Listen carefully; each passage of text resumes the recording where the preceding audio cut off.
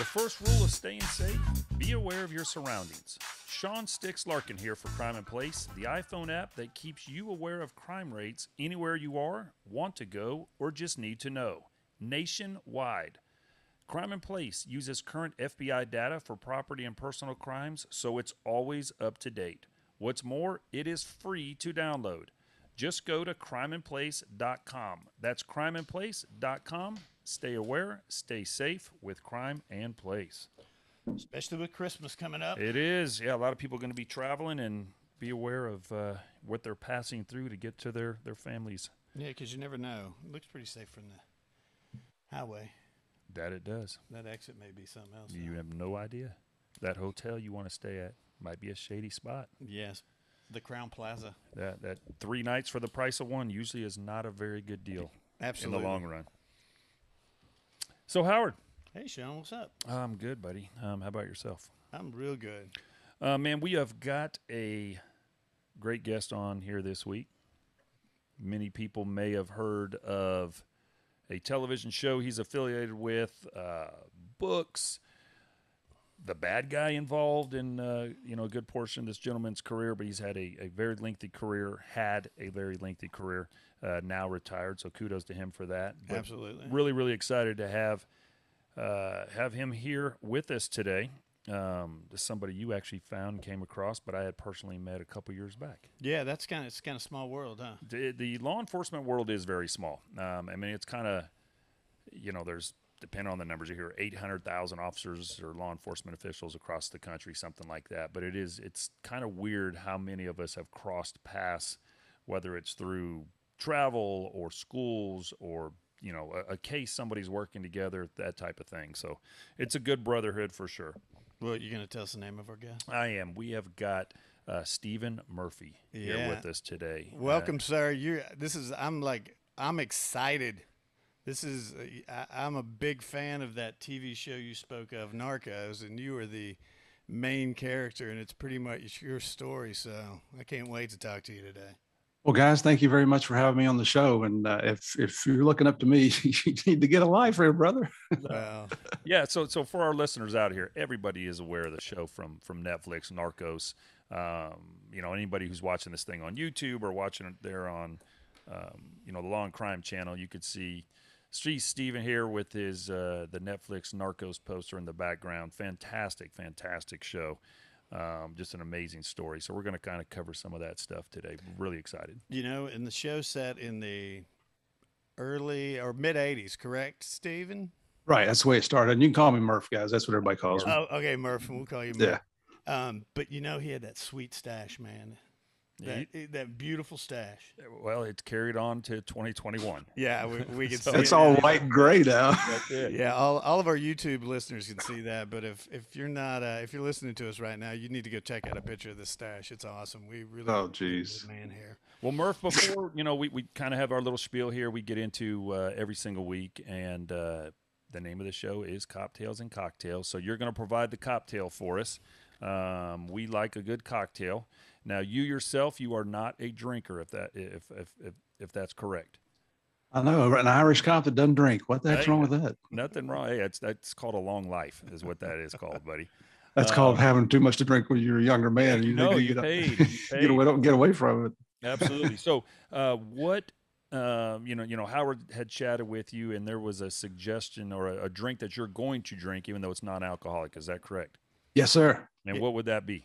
Well, I was in Puerto Rico last week and with my other partner, Javier Pena, and the owner of Gusto's Coffee in Puerto Rico gave us a bag of coffee. So tonight, Gusto's Coffee from Puerto Rico. Gusto's Coffee for you. Well, we understand you also, I guess, like ginger ale.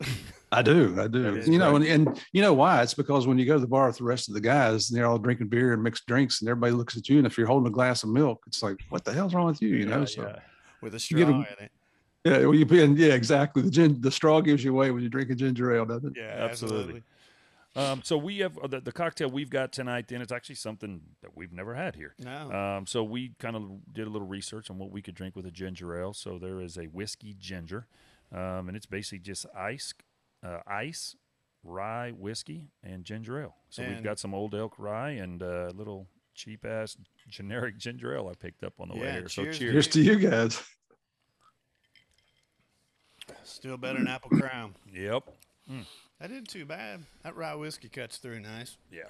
It's got a little bite to it. So Murph, man, let's get this thing started. We're gonna talk to you for quite a while. You're actually gonna be a longer guest than we typically have on here. So we'll break your interview up into 2 separate interviews. Had a very lengthy career in the DEA. Actually started out with a police department, in Virginia, West Virginia, something along those lines. Yeah, southern West Virginia, a little town called Bluefield. We had 35 officers back then. That was in 1975. Are they up to about 38 now, or? Yeah, something like that. 39. So what was the path you went on to, hey, I want to be a police officer type of deal? It's my father was a Southern Baptist minister, so I grew up in a pretty strict household. You were when he finally Southern Baptist preacher. Yeah. Father. Wow. Okay, now that's a combo. Well, and my mom's mom, so my grandmother on my mother's side immigrated from England, so we got the British and they're mixed in with the Irish. I guess it's coming to a piece there somewhere, a piece of cord.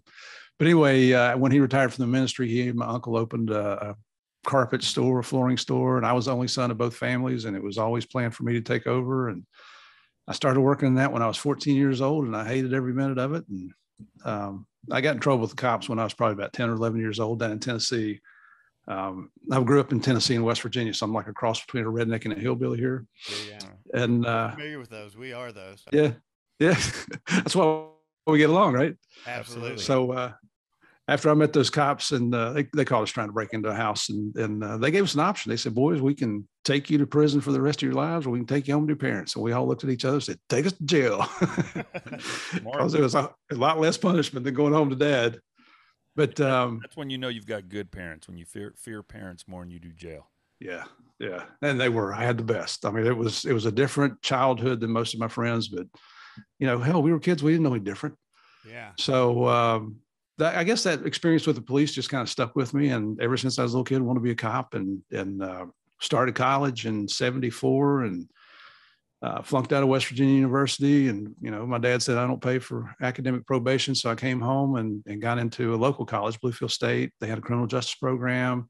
I was their first intern with the sheriff's department and the city PD. And November of 75, got hired. I took the test, scored number 1 on the test, got hired in November 75, and went right through till June of 2013 when I pulled the pin. How old were you when you joined the force, when you actually took the test? I turned 19 in October, and then I started as a policeman in November. I couldn't buy a gun. I couldn't buy bullets, but I could put your ass in jail and I could shoot you if you needed to. Isn't that scary? It's very, I look on it now thinking, what the heck? Yeah. During the, live PD and PD cam, the shows, I was interviewing a deputy out of Florida from a smaller agency that had a pretty wild deal happen on video. So he came up there for the show. And he had brought a couple other deputies with him. They got to travel up there. First time in New York for all of them. And one of these kids was really, really young. And he told me he got on the department there at like 19 or 20. And that just blew me away because, like my son right now is 19, for instance. And I'm like, I couldn't fathom him being a cop, having that responsibility, or carrying a gun and having to make those type of decisions. So there still are places across the country here in 2021, where kids that young are getting hired and they're out there on the streets. And, in some of the agencies, they put these kids out there on the street with a badge and a gun and in a squad car, and they haven't even been through the academy yet. I mean, the rules vary by state. I'm dead serious, Howard. It varies by state. That's scary. They can hire them, and then they have 6 months from the time they're hired to get into an academy or something like that. So, yeah, it's scary. Well, yeah, no, you had to ride with somebody until you went to the academy. So I got hired in November. I went to the academy. I think it was in February, to the West Virginia State Police Academy. And then even when you came out of that, after I think it was 3.5 months, you still had to ride with the training officer for a couple months before you got cut out by yourself. Yeah. So they let you get to 20 before they let you on your own, huh? No, I was close, but I think I was still 19. Well, what was your path to the DEA, sir? Well, I spent 6 years as a uniformed police officer and got married and went through a divorce like most cops, and, had 2 sons and had to pay the child support, and I couldn't make it on a city PD, back then, a small town. I was working as an electrician's helper with one of the local firemen. I was, believe it or not, selling Amway. I had the security contract for Bluefield State College sports. And, you're working your butt off and you're still just barely making ends meet. So I applied to be a railroad police officer down in Norfolk, Virginia. I was fortunate enough to get that and double my salary right off the bat. Did that for 5.5 years. And, God bless the railroad police. It's not what I wanted to do. It just wasn't me. Okay. And then I had a buddy on the railroad police that was a former Virginia State trooper that worked undercover narcotics, Pete Ramey. And Pete started telling me about DEA. I didn't even know what DEA was, and got interested, finished my college degree, applied, took 2 years to get hired. Got hired in June 87. My first post after the academy was Miami, Florida for 4 years, then Bogota, Colombia for 3 years, and Greensboro, North Carolina, then Atlanta, Washington. It's like I couldn't hold a job, Well, we're gonna get to all of that, but I'm kind of curious. What does a railroad police officer do? You investigate every crime that's committed against the railroad except for capital crimes like murder. So B&Es primarily, that's the big thing. Yeah, like burglary and stuff. No, burglary. People breaking into trains and cargo and stuff like that and stealing them. And then, just like you said, they pay well. They do. I mean, they even do. Still to this day, it's a well-paying job. And kind of what you were alluding to about it's not what you wanted to do. It's an investigative position. Nothing moves fast over there. There's no action. Nope. That type of deal. But it is, if you want to collect a paycheck and a retirement, man, it's a place to be. I tell you what really motivated me to leave the railroad was I'd gone to Norfolk, Virginia for a couple of years, and I transferred back to Bluefield because I wanted to get back to my son, closer to my sons. And one night I was just out checking buildings and parking lots, and I heard gunfire about 2 blocks away. And I went over to check it out, and it was a city cop exchanging rounds with a guy in a third floor window. He had the high ground on him, shooting down with a 44 caliber Magnum. So I went over and backed the guy up, and the police officer was so new, he hadn't even called for backup yet. Like, really? Dude, first thing you do is call for help. Yeah. So I ran over. One guy had already been shot. I said, what happened is this guy came home, found another man in bed with his wife, and that, the guy that wasn't supposed to be there took off running, got shot in the ass. So he's laying on the sidewalk, and the guy's leaning out the window trying to kill him. So I ran over, drag him into a recessed doorway, and I ran back out to the cruiser, and help shows up, backup shows up, and we exchanged rounds with the guy up in the third floor. Never hit him. We killed that building better than hell, but we never did hit the bad guy. He finally gave up and surrendered. Well, so the next morning, by the time you're helping him process the crime scene and all that, and I called my chief about 6:30 on a Sunday morning. This was a Saturday night, Sunday morning type thing, and he said, "You did what?" And he talked like Elmer Fudd. This is no shit. He talked like Elmer Fudd. You gonna do the voice? Yeah. He said, "You did why? You wait right there. I'll be right there." And so he comes down and he wore me out. He told me he's going to get my job for this. And I told him, I said, "Chief, I'm the only railroad dick on duty for 26 counties.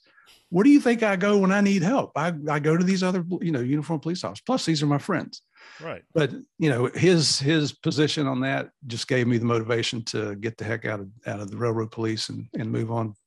I never wanted to say I was going to be a Fed, but I became a Fed. Well, and being that you've been on both sides, you've done the federal side of stuff, and you've been a street cop, and again, obviously you've had a hell of a career in the DEA, but the federal agencies, everybody knows, the alphabet boys or whatever you want to call them, ATF, DEA, FBI, and so forth. Absolutely better pay from the get-go. Absolutely a better retirement. But the quote-unquote action is just, it's not the same. Now, like I said, obviously what we're going to get into with your story, I mean, you were on the next level shit. But overall, a lot of the guys that work for the federal agencies, I mean, it's very slow moving, especially nowadays. It's even worse, I'm sure, than back then, the amount of red tape that guys have to go through to do something and get a search warrant signed and that type of stuff. So it's good. There's a lot of respect. I don't know if that's the word to use for it, from the street cop for guys that have been street cops first before they've gone into the federal agencies. And nothing against the other guys that haven't done that. It's just those guys that are the federal agents, they have an understanding of what the street cops are doing through when we bring a case to you guys or something like that. So absolutely. No, you're dead right on. Because whenever some other partner, Javier Pena, now we travel around the world and we got a little keynote speaking business, and When we're talking to law enforcement groups, the first thing we let them know is that, hey, we were uniforms. We were both uniforms before we became feds. And it just breaks down that stigma, of, oh shit, here's a fed and tell me what I'm doing wrong and how to do it right and take credit for what I do, that kind of thing. That take credit was hit dead on, didn't it? No, it is. Well, a funny ass. It's the truth. A couple of the guys that work with me right before I retired, two of the best investigators in the 25 years I was a cop, Tyler Cox and Mike Quitzel, phenomenal investigators. Been doing the job a long time. Both have been in like deadly force deals. They've done T3, Title III wiretaps. I mean, just really, really good cops. Mm-hmm. And they've been, deputized as ATF task force officers. So they're working a case, and it ties into something with another federal agency. And there is a relatively young federal agent. And the first time they sit down, it was a female federal agent. And her response, I think she was like less than a year, literally like less than a year out of the academy. And she says, "What can my agency do for you?" And just like they were like, "Are you freaking kidding?" Like you have no clue what this job even is, or you haven't done anything that we've done yet. Mm-hmm. So it was just kind of funny the way she approached it, just like she tried to one-up them from the beginning. It's not an icebreaker. No, it was not. And, the vast majority of my DEA career was working with state and locals, working on task forces, working on HIDUFs, OCDF cases, all those different acronyms that you throw out there. But that's what brings the state and locals in. Because, hell, I transfer into a new city. I didn't know who the bad guys were. The local guys do. The street cops know who the bad guys are. They're the ones with the informants. And, obviously, you work to an informant up to a certain level, then they flip them, oftentimes to you guys, and et cetera. Yeah. Hey, well, let's talk about Miami a little bit. Here in Oklahoma, we have legalized marijuana. I thought you were going to say we have Miami, Oklahoma. Yeah, we do have Miami. We actually Oklahoma. Do have a town here that is spelled just like Miami, Florida, but it's pronounced Miami. Miami. They've got the world's largest McDonald's there, by the way. It's over the interstate. True story. All right. No, they don't have beaches or Ferraris or Lamborghinis, whatever else drives. Well, that's how people know if you're a local or a visitor. If you say Miami, you ain't from around here, are you, boy? Yeah. All right. Sorry. Go ahead, Eric. So you were sent to Miami, but here in Oklahoma, we have legalized marijuana. Mm-hmm. So when you started off in the DEA, it's my kind of my understanding that you were chasing down guys selling pot, huh? Yeah, that's Hollywood, man. That was, they said in 1979 we were chasing those guys. In 1979, I was a uniform cop in Bluefield, West Virginia. Yeah, never been to Miami, never want to go to freaking Miami, So when you got to Miami, we'll just call it Miami from now on. All right. Since we're on the podcast. Since you were, when you got to Miami, tell us a little bit about how that went. Well, I'll tell you what, I'm a small town country boy, and here I show up in Miami in 1987. The guys in the group there, the enforcement group, we'd go to lunch together and they'd take us down to Calle Ocho or, some Hispanic restaurant, and they'd bring me a menu in Spanish. I'm like, what the hell, did we drive across a bridge and land in Cuba or something? Where's the English speakers here, and I was real redneck about it. I was really naive and immature about it as well. So just really a fish out of water. But now I'd been a cop for about 12 years by the time I got to Miami. Okay. The most powder cocaine I'd ever seen before then was 2 ounces, 2 ounce baggie about like this. Mm-hmm. The first deal I got to work on undercover with DEA, we went to the Turks and Caicos Islands on an undercover DEA boat, a 53-foot Hatteras sport fisherman. I know what a John boat is. I didn't know what the hell a Hatteras sport. It's one of those, fishing boats that's got the chair on the back and all that fancy stuff. Yeah. So we get to Turks and Caicos Islands, and make a real long story short, picked up 400 kilos from 2 Cuban pilots that flew it in from Cuba. So I went from 2 ounces to 880 pounds of coke. And I tell people I was addicted to coke then. I was just in a different way, Yeah, right. And you're like, I love this. Oh, it was, I won't say what happened. A physical part of my body kind of got fired up there a little bit, but it was great. It was great. Basically what Viagra would do these days. There you go. There you go. It was, you had the right job. Yes. So that's a little bit more exciting than the railroad, I take it. Yeah, a little bit. And I love the railroad guys. I met some lifelong friends there, so I'm not ditzing on them at all. Oh, we understand. No. Hey, back then when you saw, this shit ton of cocaine, what was a kilo going for back in, Miami? So Miami, the whole wholesale price was anywhere from 22 to 28,000, depending on, I was there 87 to 91. In 89, my partner, so one of the enforcement guys in our group came in, a senior guy, very experienced, came in, and we were going to do a 17 kilo buy bust on a Friday afternoon in Hialeah, which is a suburb of Miami there. And we were going to be the purchaser. So the UC and the informant we were in a house over in Hialeah, and my partner, Kevin Stevens, and I, and a third agent, Lynn Piper, we were the inside arrest team. And then we had a couple backup teams, dispersed out through the neighborhood. And again, to make a long story short, they were there just to rip us off. So we got in a gun battle. My partner, Kevin, got hit twice with 45 caliber slugs in the same arm, once below the elbow, once above the elbow, and still has his arm, believe it or not.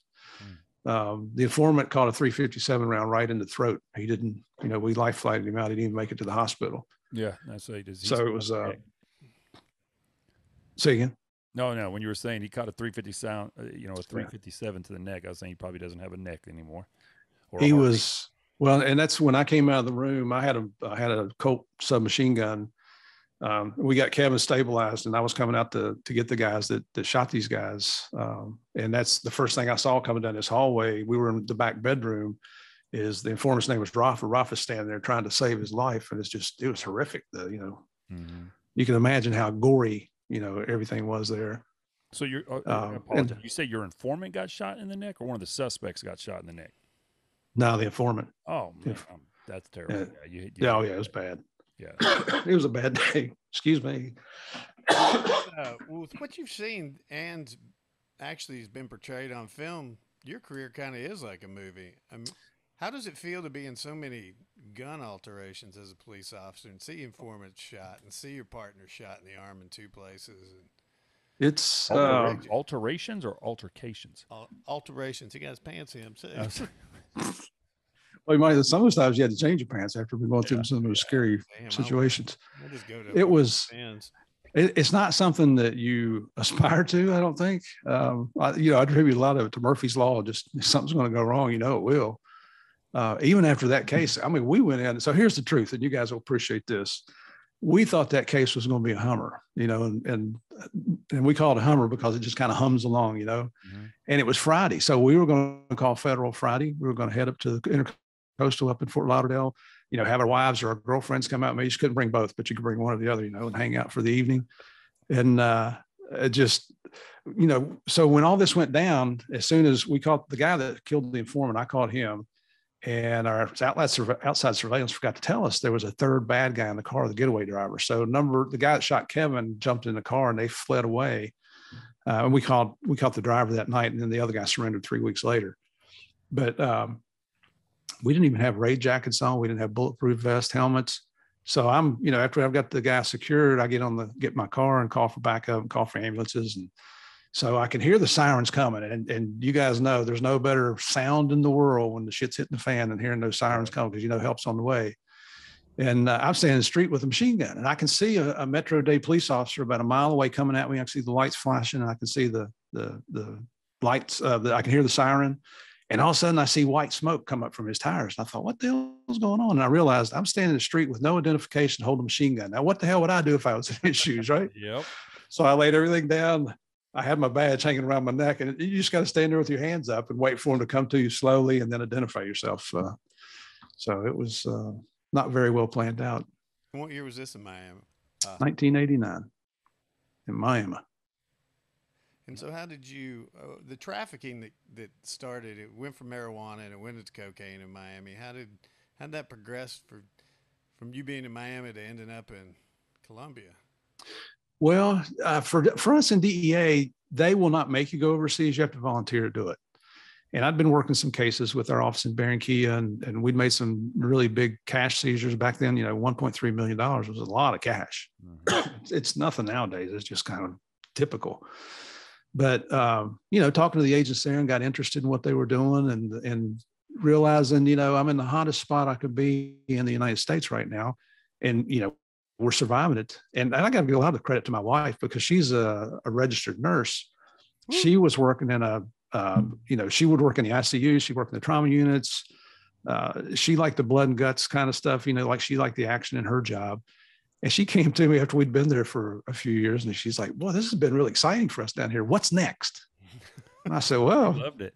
oh, she did. I mean, to this day, Miami is still our favorite city in the entire United States. I love it down there. And we're actually living in Orlando now. We just moved here a couple of weeks ago. You don't have Disney years on, though. Well, these kind of suffice, They do that. Hey, do you want to tell us the story of how you met your wife? It wasn't like in the show in that bowling alley. Okay, well, let's hear the real thing. Well, I was as a uniformed police officer on the midnight shift. I was monitoring traffic on a 4-lane highway one morning when this little Mercedes just went, shooting down. I had to chase him like 8 miles to catch up with him. I was way out of the jurisdiction, and it was this girl named Karen. Now, Karen is my wife. My wife's name's Connie, so Karen was Connie's best friend, and they're both nurses. So I wrote her up for, I don't know, it was probably 95 or 100 and 55, and I didn't take her to jail though. And so she came back to pay her ticket and ended up becoming friends with one of the other police officers. And you kind of know how that goes. And so they called me at home off duty and said, "Hey, can you do anything about this ticket?" And, so, yeah, let's knock it down to 74, because in 75 and above is reckless driving. So we cut her a break. And of course he was dating her by then. And so I guess she got me back because she introduced me to my wife, but we've been married 37 years now. I think it is 30. Seems like forever. Well, you know I'm a nurse, right? So I've got a soft spot in my heart for your wife. I mean, let me tell you what. People think cops are sick. I think you nurses are sick. Yeah. Y'all like crap that I would never touch. Yeah, there's. So hats off to you though. Yeah, well, we don't get we give shots, so there's a little bit different. We're not being shot at, which is the big difference. Well, we do shots, what I'm talking about. Yeah. Well, you don't anymore. Yeah. I mean, I used to. Coffee. We're shooting this ginger ale and whiskey for you. The rye's not bad. No, not at all. So you ended up in Colombia. I did. I volunteered. And I threw the idea out to Connie. She just looked at me like I got 3 eyes. She's like, "Are you freaking crazy? I'm not going down there."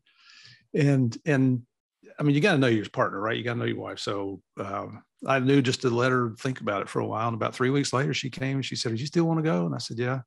She said, "If we're going to do it, let's do it while we're young." So I applied. Actually got selected for Barranquilla. They took it away from me to give it to a native Spanish speaker, because I'm a redneck hillbilly. I didn't speak Spanish back then. And so somebody in headquarters called and said, "Hey, you just got screwed. You know that, right?" And I'm like, "Yeah, I figured that out." And he said, "Well, there's 3 openings coming up for Bogota. One of them is yours if you want it." And I said, "Sure, let's do that." And that's how, I got to Bogota in June of 91. The same week I reported to the embassy on Monday. I flew in on Sunday, reported to the embassy on Monday. And Wednesday of that week is when Pablo Escobar surrendered to his custom-built prison. Now, what I like to tell everybody is, he heard Murphy's in town. He might as well just give it up, because that guy's going to get him. You knew. So I knew who Escobar was back then, but I'd never dreamt I'd be working a case, like that. That's when I met my partner, Javier Pena, and that was in 91. And we've been partners to this day. We're still partners. Now was he already there when you got there? Or did he come in at the same time or later? He got there 3 years before I did. Okay. So I lived there for 3 years. He was there a total of 6.5 years the first time. Then he went back and did another 2 years when they brought down the Cali cartel. So, and that was kind of what was cool about it for me to come in, because I went to language school for 6 months to learn how to speak Spanish. They taught me how to speak proper Spanish. I mean, you hear me talking now, I don't speak proper English. Right. So I got down there, I could talk to I'd say everything that I knew to say to the Colombians, and they understood every word, but then they would answer me in their colloquial sayings and faster. And, it was a real challenge there the first couple of years. So when I came in, and now, because he and our partners, he had already earned the trust and respect of the Colombian National Police. We worked with a very elite group of Colombian police officers down there. And because he vouched for me, then I was accepted. I still had to earn their respect. I had to work hard and all that. And it worked out. I mean, and then, when Escobar escaped, the very next day, Javier and I moved to Medellin and lived there for the next 18 months with the Colombian National Police. Man, I just want to ask a question, because I'm curious about the Spanish-speaking school you went to, the immersion program type of deal. Was that something that was there in Colombia, or was it something back in the States you were sent to? Yeah, and I was in the States. They sent us up to Washington to, was it FSI, Foreign Service Institute? And I mean, the first day you walk in, they're talking Spanish to you. You know, my Spanish consisted of, what the hell did you say? Oh, you know, I didn't know any Spanish. And then you have to test to get out. You have to achieve a certain score, minimum score. And I did, luckily.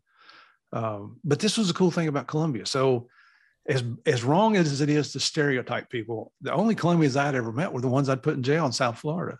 Right. So you stereotype the whole country. I mean, it's the leading country in the world for the production and distribution of cocaine. So you get down there, you just figure everybody's either a drug trafficker or they're corrupt. This is what I love about Colombia. And it's after Miami, it's our second favorite place in the world is Colombia. If you go in with the Colombians and you use what Spanish you know, be willing to laugh at yourself, use hand gestures, you know, and just, you know, you're in their culture. So you need to acclimate to their culture. Don't go in there and be the ugly ass American like we tend to be sometimes. Sure. You know, if you went in there and try to get along, they would bend over backwards for you. But if you went with that ugly American attitude, they'd tell you real quick where the airport was and you could take your happy butt on back up to the United States, you know. So some fantastic people now. And we highly encourage everybody to go visit Colombia any chance you get. It's beautiful. Yeah, I'd love to go there. And just talking about the, you know, pompous ass American, just on a side note, either one of you guys, either Howard or yourself, Murph, you guys watch the show Squid Games? I have not. Okay. Well, there was a scene there towards the end, and, you know, the show's filmed in South Korea. And so everybody there is South Korean, but there's just basically one scene where they bring in these masked people, and they're just rich assholes, and they're paying and making bets on on who's going to end up die or who's going to kill each other. And they're all Americans, of course, and they're fat and just wealthy and just real assholes. So there is that view, you know, around the world of some of us Americans. And this is a South Korean series. It's a South Korean series, yeah. So not North Korean, South Korean. For sure. Right. So when you were in Colombia, you were embedded with the national police. That was up in Medellin. Yeah, I got a question about, I mean, it seemed like that's a pretty dangerous job to do. It was. I mean, you can see me now. I'm about as white as you get. I don't blend into a Hispanic country. I'm Irish English, you know, and I'm 6'2". Yeah, I'm a white boy. I got light colored eyes. I got really light colored skin. I used to have hair, and at 6'2", you're taller than most Colombian men. So my wife and I, we'd go. We lived in the northern part of Bogota, and there was a mall just a few blocks away that we could walk to, Unicentro. And when we would walk through there, the men would just stop, especially the older men, just stop and stare at me. And I'm thinking, man, is my fly open? Have I got something in my teeth? You know, a booger hanging on my nose? What's wrong here? Right. And it just, I guess they had never seen a gringo up close, you know. Well, I mean, they never bothered you. Well, being a gringo embedded with that group, what was their motivation? I mean, that's a dangerous thing again. Like, I mean, they were for the way that of course, Narcos portrays it, that most of the police were actually on the take from Pablo Escobar. Yeah, that's not true. I mean, some were, but not like they show. Gotcha. So, but these guys were definitely probably in some danger, and their family was in danger trying to corral a billionaire in his enterprise, right? Absolutely. And I'm glad that's a good segue into this explanation. There were actually two manhunts. So there's the manhunt, the first one before he surrendered, and then there's a second manhunt after he escaped from the prison. Okay. So that first manhunt, they were just using cops wherever they could get them from, and they had a lot of corruption issues. The second time, when Javier and I went up there and participated, they made a conscious decision that this time the search block, which is what this group 600 Colombian National Police officers, and then there was us gringos. We had the U.S. Army's Delta Force. We had SEAL Team 6 there with us for 18 months. We had CIAs there, and another no such agency was there with us, and we had several gringos in the base. And our sole job was to, try to capture Pablo Escobar. What they did with the Colombian National Police this time is if they were from Medellin or the state of Antioquia, you couldn't be on the search force, on the search block. You had to be from another part of Colombia. And that really reduced the corruption issues. To my knowledge, there was only 3 police officers that were found to be corrupt during that 18-month. And one of them wasn't even found out until after Pablo was dead. And the scary part is he was a major that we worked with every day. Oh, man. And what he was doing, he was feeding the information to that group, Los Pepis, which Los Pepis was nothing more than a murderous group of vigilantes that were anti-Escobar. They were financially sponsored by the Cali cartel, and I mean they were out killing people just like Escobar was. So he could have dimed us out at any time, but he didn't. Okay, so let's go back and let's talk about Escobar for a second. I mean, why was he put into prison? What was his list of offenses? Because I mean, you hear kind of a few things, but he's definitely a murderer. Absolutely, mass murder. Yeah, mass murder. Yeah, and that's what I was going to kind of get to when you talk about murders. And sorry to cut you off, Howard. I mean, what's the total number? I mean, I've read some stuff about it that they attribute, I guess, to Pablo Escobar or to his organization. My partner Javier and I have always estimated it was between 10 to 15,000, maybe as many as 20,000 people that Escobar had killed. Okay. Now he had, Jesus Christ, that's like Pol Pot. I mean, he's a mass murderer. So we did a documentary pre-COVID, and we were up in Vancouver, British Columbia, meeting with the producers and plotting out the show and everything. And they said, well, there's one remaining member, one Sicario assassin that worked for Escobar. His name's John Jairo Vasquez Velasquez. Everybody calls him Popeye. And he's out of prison. Let's interview him. And we said, no, that's a stone cold murderer, man. You don't want to, I'm not going to go talk to him. And they said, okay, we won't. Well, of course, they did. And on the documentary, he admits to killing as many as 300 people himself. This is Popeye. He admits to planning as many as 3,000 murders himself. And he said, those gringos, they think, they say Pablo killed 10 to 15,000. It's a lot more. It's more like 50,000. And there's been other reports that come out that says it's even higher than that. So the truth is nobody really knows the exact number, but I believe what Popeye said. Yeah, and these were, the people that were murdered. I mean, they were obviously some rivals, rival cartel guy. But I mean, it involved judges, people that were working with the police departments, journalists. It was a wide swath, a wide group of different people. Correct? It was, and the saddest part of that, I mean, there were like, I think there was over 1,000 Colombian police officers killed in this manhunt for Escobar. And just, I mean, imagine how we would respond to that here in the United States. Yeah. It's crazy. But the saddest part of that was Pablo would set off these car bombs indiscriminately around different cities, and we went to one, it was a shopping center called Centro 93. And Javier and I heard about the bombing. So we drove down there and you could see the black smoke curling up from the aftermath. And then, you could only get so close and you had to park and get out and walk. And then you could start hearing the moaning and the wailing and the crying and pleading for help. And then, you just started seeing body parts.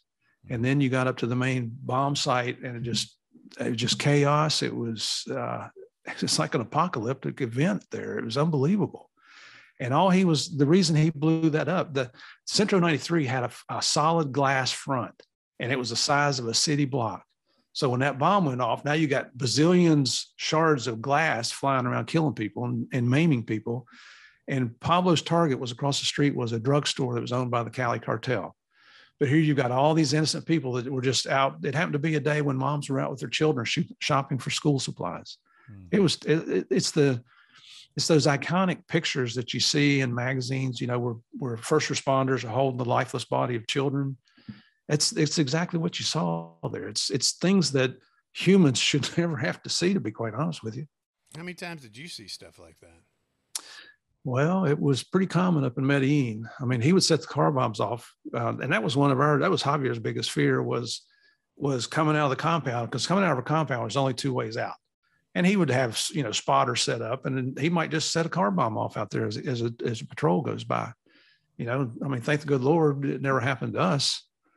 Well, my understanding is that there was pretty much a bounty on both of y'all's heads, correct?